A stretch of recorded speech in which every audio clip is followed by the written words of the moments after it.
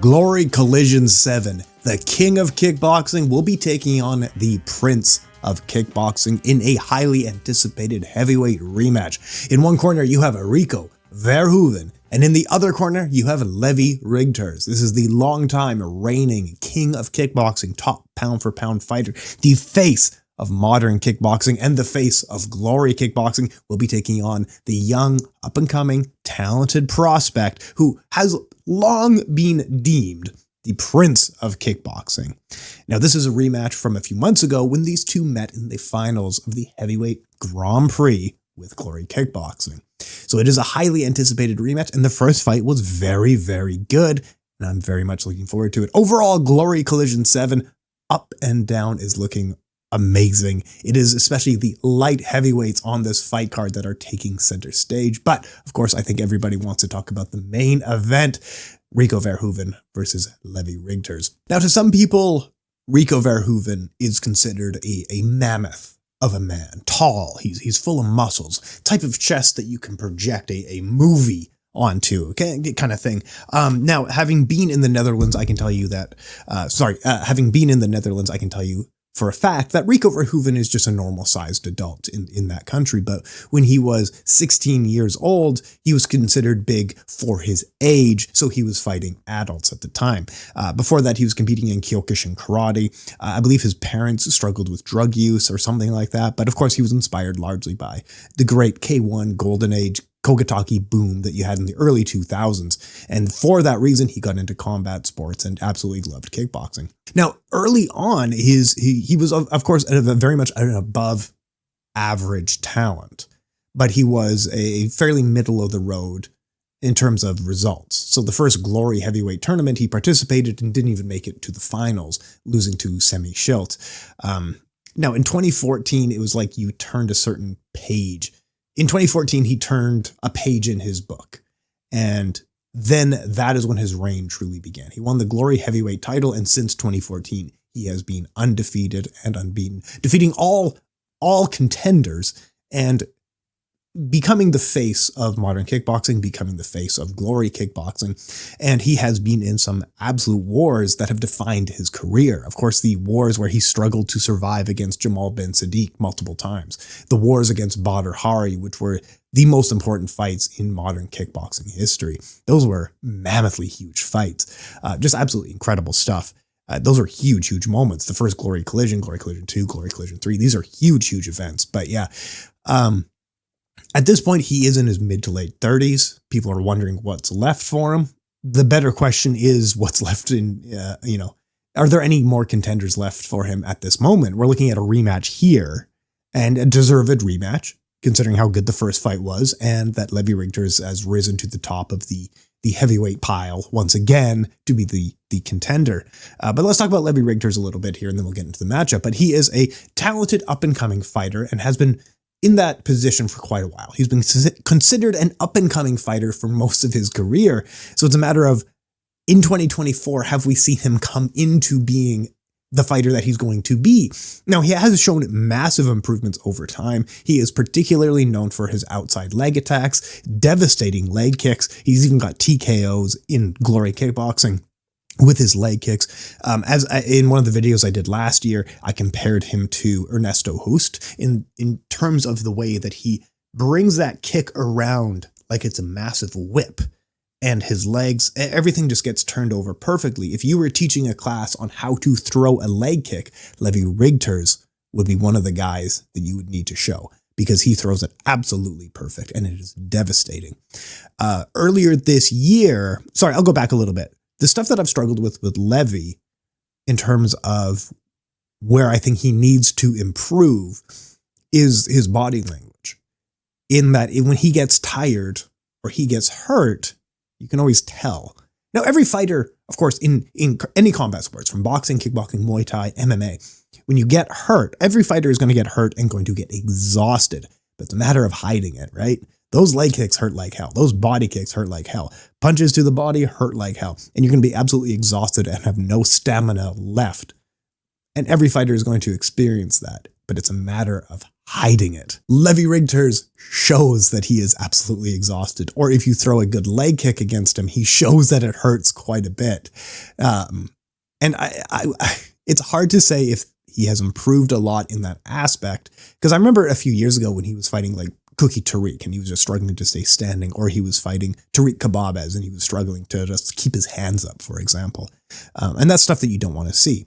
In the tournament, yes, he was looking visually very tired, but it's also a tournament. So it's his third match of the night. He's fought a bunch of heavyweights. He maybe had the toughest route to the finals. Let's take a quick look, just to refresh my memory. So in the heavyweight Grand Prix earlier this year, Levi Rigters opened the night getting dropped really quickly. I think in the first 1 minute, he got knocked down, and he still made it to the finals, which is incredible. But yeah, he got knocked down against Uku Yuriandal, very hard-hitting Estonian slugger, and then knocked him out in the second round.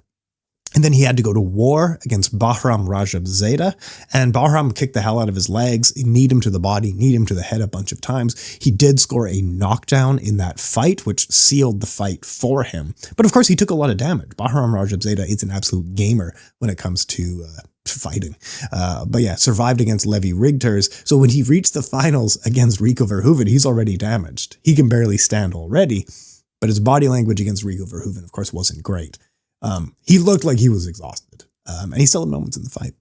In the tournament itself, I think Rico Verhoeven did have an easier path to the finals, but also style-wise really helps him because he is a very defensive fighter, and he can shut down fighters very effectively using his offense. So good defense is good offense. Good defense is good offense. Like he's very impressive at using offense defensively to shut people down. So a good example of that is someone like Sofian Laiduni is lining up using his lead hand to line up his rear shot. Rico can see that and he shuts it down before any of that happens. And he's also very good defensively. But yeah, he fought Sofian Laiduni, who's a very good southpaw boxer. Then he fought Nabil Khahab, who is a very, very talented fighter, future great, but very undersized for the division.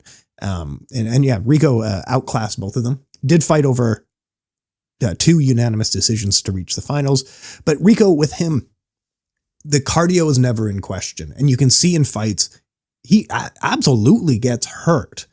I mean, Badr Hari really damaged him both times. And Jamal Ben Sadiq really damaged him both times. And the thing is, he gets hurt and he comes back in the fight. I have no doubt with his stamina, with his cardio, with his infinite toughness, those things are never in doubt with him. You can hurt him to the body, leg, or head, and he will go down. And he gets knocked down quite a bit, but he always gets back up. And you saw this in their first meeting earlier this year in the final of the heavyweight Grand Prix. Levi Rigters was barely in that fight. He was getting knocked down from different leg attacks, body attacks, head strikes. He was just kind of going down. And then he threw a spinning back fist from hell. And all of us popped up in the live arena from your couch at home, sitting in front of your computer screen, or like watching at the gym on your phone, wherever you're watching from, you jumped up in the air because it was so exciting. What a great moment. This was one of the moments that you'll remember forever because Rico Verhoeven was face down, ass up. And he didn't look like he was going to survive. He got back to his feet and was shaky during the 10 count. The fight was resumed and he still looked very shaky. But then you saw the talent of Rico Verhoeven is his infinite toughness. He's right back in the fight. Within getting, he gets knocked down within 2 minutes. He's won the entire fight by knockout. That's the kind of guy he is. Where his stamina, his toughness, his strength, his grit, his stick-to-itiveness is never in doubt. The man has a game plan. Doesn't matter how hard you hit him in the head. The man has a game plan and he is not deviating from that game plan. He shuts people down. Very active feints. Tons and tons of active feints. And then he mixes strikes really, really well. So for example, he's feinting high and then he's attacking low, attacking mid, attacking high. Or he'll mix it up so he's feinting high and then he'll attack high, mid to low. Different combinations at different levels. He essentially is looking to attack where you're not paying attention. If you're blocking your head, perfect, because he feinted there. If you're blocking the body, perfect, he feinted there. He is always looking to be first in exchanges and shut you down before you throw. And I think in exchanges, when he gets into a lot of trouble, you have to be a very good puncher to really push him to the edge. And we know this because that's where he struggled against other people, like, for example, Badr Hari and Jamal Ben Sadiq. I'm going to keep using those examples because he did struggle in those fights quite a bit, and especially in exchanges. Long punching combinations is where he struggled the most. And that's why we've always wanted him to face Antonio Plazibat, because he's a guy who's so good on the fucking feet. Excuse my language, but we have wanted that fight for so gosh darn long. And at first I was like, okay, they're really struggling to book this fight, but man, these guys can't stay healthy. Rico Verhoeven, he dropped out due to a knee injury at one point, and then Antonio Plazibat got his arm screwed up and it just won't heal properly. Because if you remember, the reason this fight is happening, Levi Rigters was booked as a number one contender against Antonio Plazibat earlier this year, held in Croatia. It was meant to be his comeback of Antonio Plazibat after a few years away, but then dropped out due to injury. So instead, this was at Glory 95 in Zagreb, Croatia, heavyweight title eliminator. He had a rematch against Bahram Rajabzadeh, and it was a good fight, but I think Levi showed that he is the better fighter against Bahram Rajabzadeh. Bahram can go up to heavyweight, but he is really much better size-wise at light heavyweight. And this was also his 25th fight this year, something like that. Like I'm exaggerating, but I think he had like 13 fights in 13 months or something like that. The guy Bahram was very tired, but yeah, he got cut open and was unable to recover from that one. So yeah, defeated Bahram Rajabzadeh earlier this year, who was the number one contender. And then, he defeated Bahram Rajabzadeh earlier this year in a title eliminator to crown himself the number one contender. And now he's going to be rematching Rico Verhoeven. So let's take a look at their first fight. Let's just watch it and enjoy it. See what we... Oh yeah, I forgot there was $1 million on the line during these fights. All right, so the tournament final here. Opening leg kick exchange.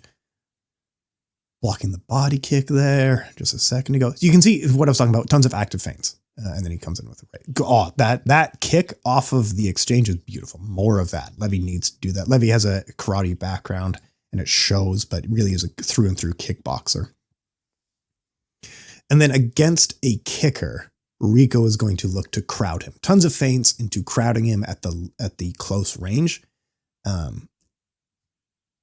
As opposed to, and against a kicker, that's very effective, as opposed to against a heavy puncher like Antonio Plazibat, Jamal Ben Sadiq, Badr Hari, something like that, where crowding them just plays into their game. But in this case, it really plays well into countering Levi. Tons of feints. Yeah, combination punching into combination kicking. Look at that. Like high, low. He's blocking high, so he kicked low. And you can see how damaged his legs are. Of course, that leg kick, this was the body language I was talking about. We know that leg kick hurt him. Like Levi looks like he just ran a marathon before getting in here, which I guess he did, but you can tell is the issue. Whereas Rico did fight more in fight time. Yeah, there's the knockdown first one. Actually, he did fight more this night, but you would never know it. The guy looks like he could fight 25 more people because of body language.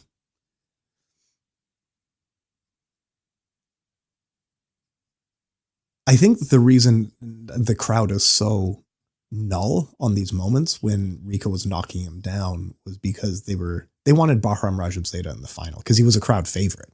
And the audience was so loud cheering for him. And when he lost, everybody was booing.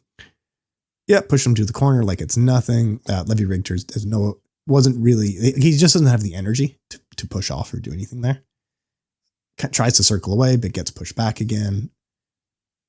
Great kicking game there. Love to see it. But then you get combination punching, high, low, and low.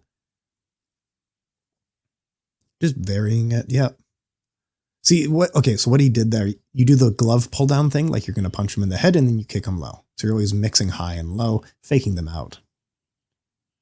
That was the actual glove pull down, and he used it to go into a clinch with knees.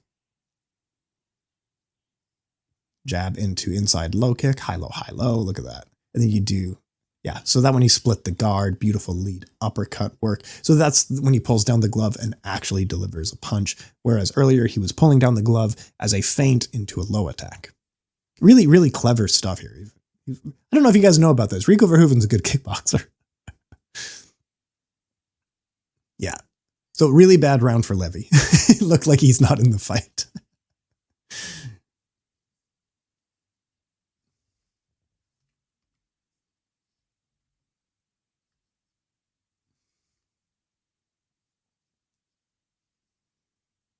All right, we got the replay. Shin to shin attack.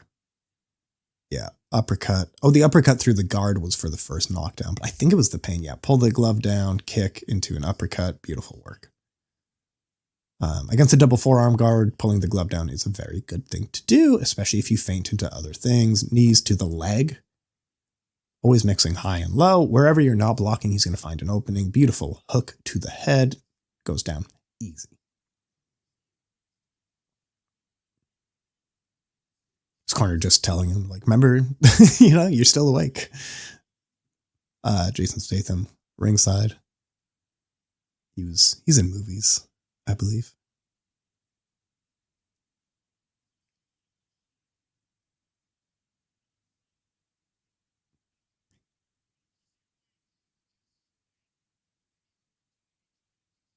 Trying to stay light on his lead leg because of how much pain he's in. He can't put a lot of weight on the leg, and you can tell. Good work, good exchange. Just one punch to like almost bat Levi out of the air from Rico. Jab, jab, jab. Feint, feint, feint. And spinning back kick. Oh, spinning back punch. When he is reaching for those gloves, coming in with strikes, dropping his hands. Beautiful spinning back punch. The timing on that. Like Rico didn't see it coming. It's the punch you don't see that really hurts. Look, Rico, look at those legs. Look at that body language. He's barely in the fight. Trying to clinch, trying to force the clinch. I think at one point he kind of stumbles here. Totally squared up on his legs, kind of stumbles right there. Yeah, slides off.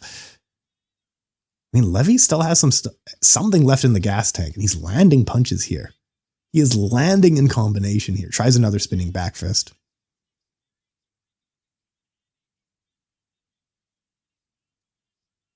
Gorgeous. Gorgeous work. I think at this point, Levi lets off the gas a bit because he doesn't have much left. And then Rico's back in the fight. What was that? 30 seconds later, Rico was fully back in the fight. This guy's probably at 100%. He's doing clinch knees. He's landing leg attacks. He's mixing punches again.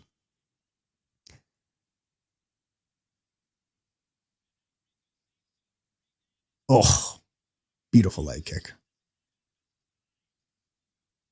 Holding the head like you're coming in for the clinch and then delivering a leg kick. Good stuff. Jab, jab, jab. Setting stuff up. Lead uppercut through the guard. And then that's kind of, just a flurry. Clinching up. Beautiful work at the clinch.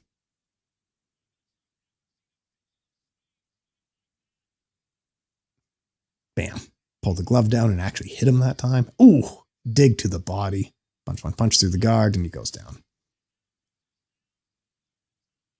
Third time in the fight, he goes down. His head's been abused. His legs have been abused. His body has been abused. But he almost won a second ago. So let's see what he's got left in him. No. Tries the spinning back fist again, which might as well. It worked so well the first time. Mixing high and low. It's just like you're standing there letting your opponent pick the shots because of how exhausted you are. So it's nice in the upcoming Glory Collision 7 that we get to see what this fight looks like when both men are at 100%. So I think the first few rounds are going to be so vital at Glory Collision 7. That's when Levi's really going to be pushing and has the potential to win the fight in those early rounds. But I think rounds 4 and 5 are probably going to look like this. It's probably going to look the same. Yeah, it kind of kicks his legs out from under him, and that's all she wrote there.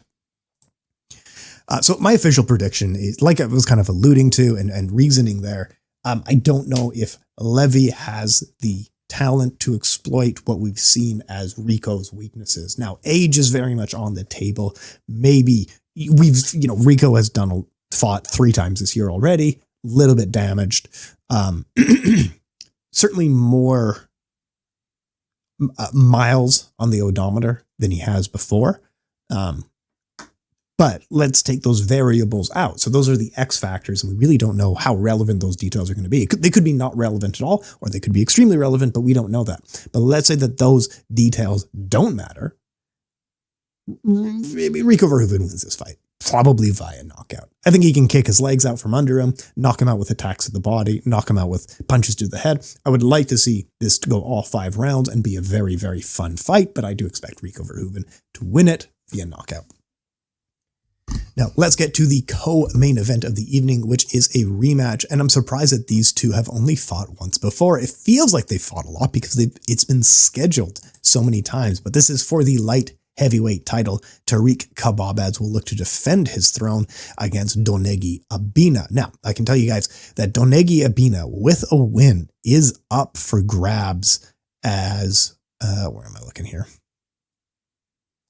I can tell you folks that with a win, Donegi Abena might be fighter of the year in 2024, depending on a few other factors, depending on that Rise Grand Prix with the light heavyweights, which is going to be a really big deal. But look at Donegi Abena. So earlier this year, he lost to Tarik Khbabez via very close split decision, largely due to points, and a lot of people disagreed with that decision.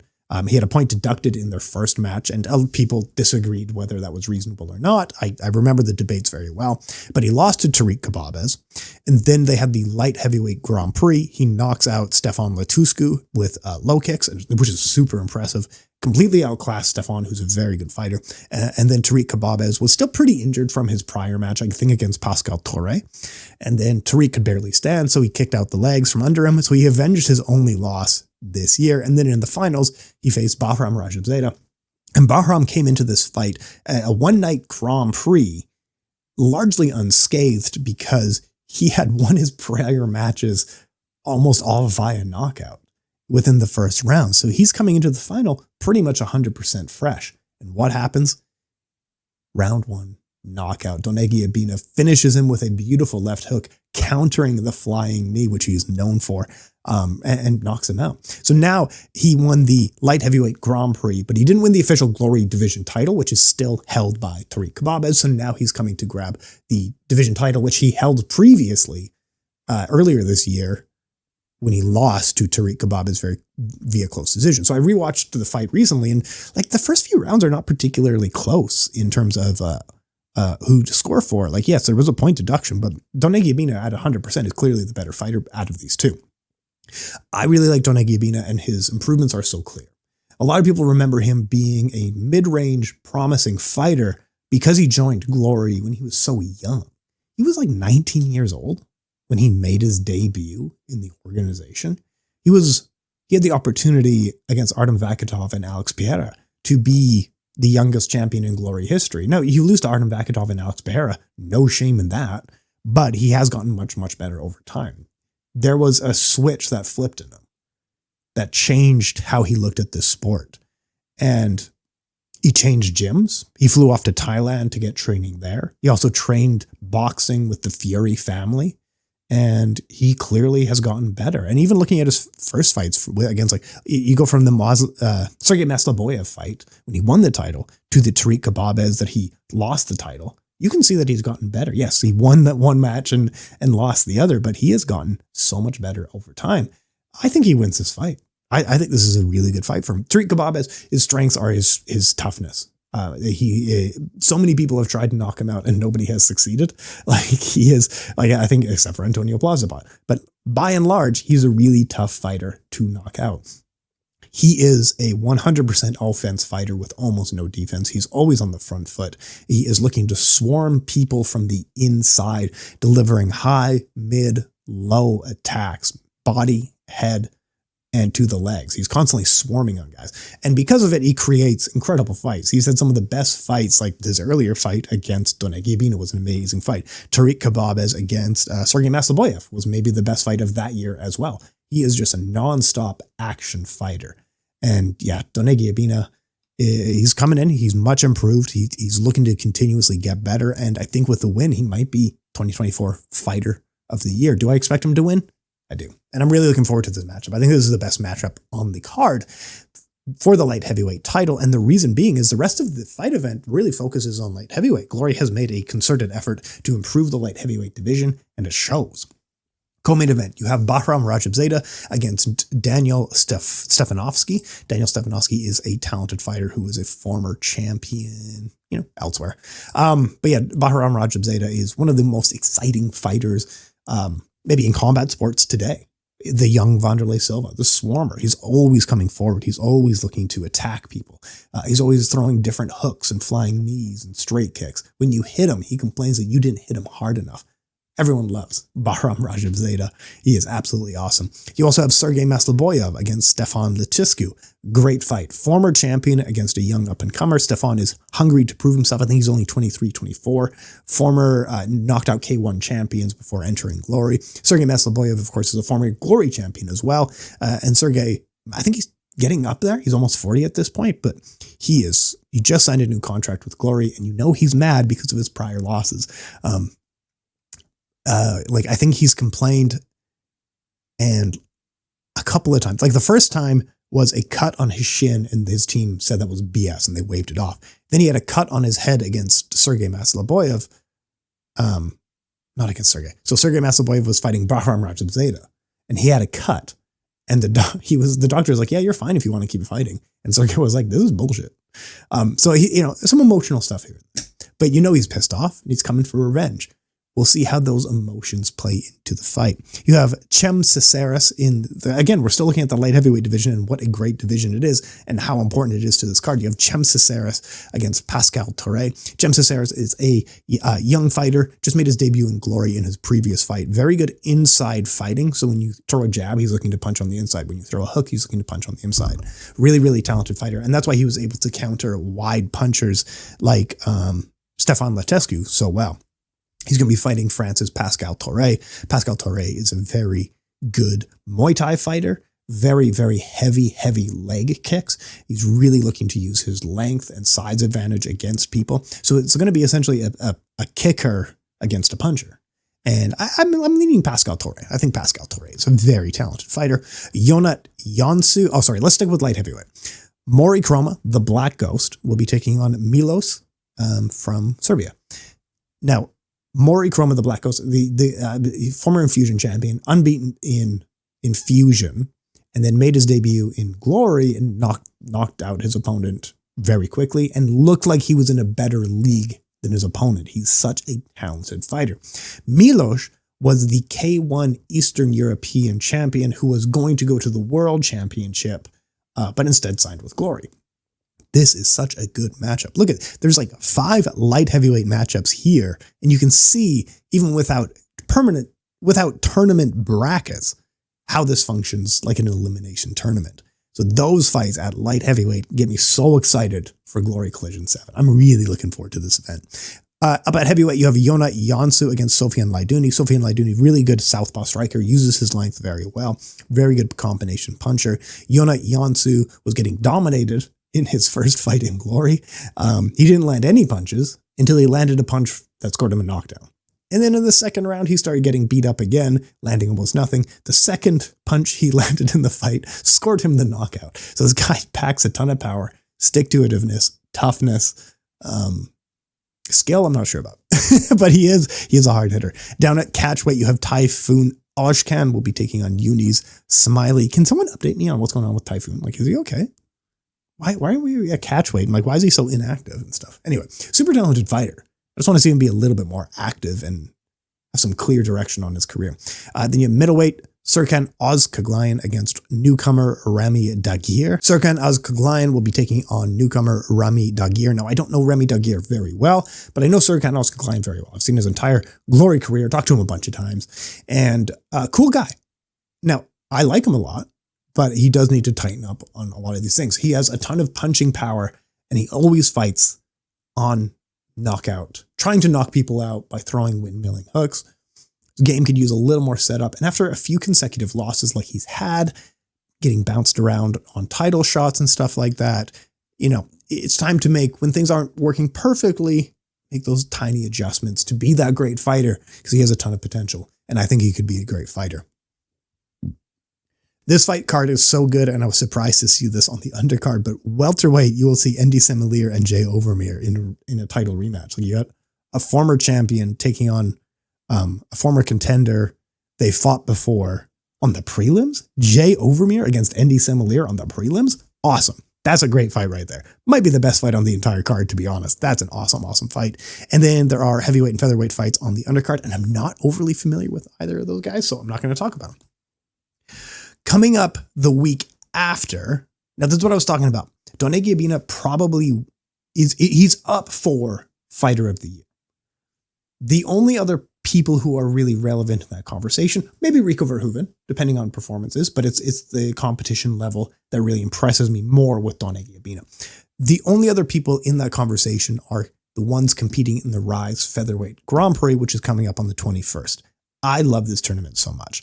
This really came together. Now, especially if Miguel Trinidad, I'm going to say Abraham Vidales, Berjan Prepocci, and maybe Chad Collins wins, they are probably Fighter of the Year because this is a really good Grand Prix. And now I'm going to be breaking it down more in depth going into it, but I want you guys to keep this on your radar. Miguel Trinidad kind of came out of nowhere this year. Like, he might be breakout Fighter of the Year, and knocked out Chad Collins and then defeated Abraham Vidales. Now, also in this tournament is Kento Haraguchi, who is the former Rise champion. Abraham Vidales from Mexico, a really, really skilled fighter. The only losses he has are to Kento Haraguchi, Pech, Miguel Trinidad. Wait, who am I thinking of? I think it's Chad Collins, of course, the Shark, really talented Muay Thai fighter. He was the one who had the upset win against Pech Panmaram and then lost to Miguel Trinidad, and now he's back and looking to get his title back and all that stuff. Really good fight. Berjan Prepocci absolutely is up for Fighter of the Year, as he's already had 5 wins this year. So if he wins the Featherweight Grand Prix, he would have won 7 fights this year and would have defeated the former Rise champion Lee Seung-hung, who's a really exciting fighter. Sorry, I'm losing my words here, but he's a very exciting fighter. And Pech, of course, is in the tournament. Pech is most likely to win the tournament. Certainly betting-wise, he's most likely to win the tournament, especially given his style. I wouldn't really bet against him, but is he up for Fighter of the Year if he wins? Not really, just because he is the favorite to win. I don't know. Maybe if he does it very impressively, he would be up to. These are performance, relevant things. But yeah, Miguel Trinidad, sorry, not Abraham Vidales, but Miguel Trinidad, I would say Berjan Prepocci, maybe Chad Collins, if they win this light heavyweight Grand Prix, are up for Fighter of the Year as well, alongside Donegi Abena, Rico Verhoeven. There might be others like Yuki Yosa in that mix as well. But yeah, the entire fight card looks quite good that day. There's also, and I'm going to be covering it more in depth as we get a little bit closer, on December 15th will be Rise 184, and that's when you're going to have Jin Mandakoro taking on Ryu Hanuaka. Great fight right there. But I'm keeping my eye on the Arina Kobayashi versus Tessa Takam. Arina Kobayashi was my Fighter of the Year last year, and Tessa Takam was a fighter that I sponsored previously. Now I can't afford to sponsor her. Because, when you win a world title, your price goes up. So good for her. I'm glad I can't afford to sponsor her anymore. She should be getting real sponsors. But Tessa Takam, awesome. And we will be in contact with her and her training camp a little bit closer to fight time. We're going to do some work together. As much as we can, get as much exposure on her fight as possible. And I think for Female Fighter of the Year, no one superbly stuck out in terms of consecutive multiple wins in kickboxing. I know Fajija was up there, but she did have one win, and that was a very good win. Or was it last year? I don't even remember. But yeah, Arina Kobayashi is certainly up for it. Tessa Takam is certainly up for it with a win. Kayoki Miyazaki might be up there because she did have one very good win this year. She had multiple wins this year, but one good one. And she's going to be fighting some person. And that is going to be a very good card. That's Rise 184 on December 15th. Looking after that, December 21 is a must-watch with the Rise Featherweight Grand Prix. So that is Glory Fighters and Rise Fighters having a Featherweight Grand Prix. I think for promotion of the year, I think it's very clearly Glory. I think Glory was the best promotion this year by a long shot. They held multiple tournaments, multiple title fights, just on schedule. No freak, weird stuff happened with them. They put on some great events with great intentions, and they pulled it off. Whereas K1 really came out guns blazing. They wanted to do huge tournaments all across the globe, different countries, stuff like that. And most of it didn't go according to plan. The US tournament was canceled. The guy from Eastern European went to another promotion.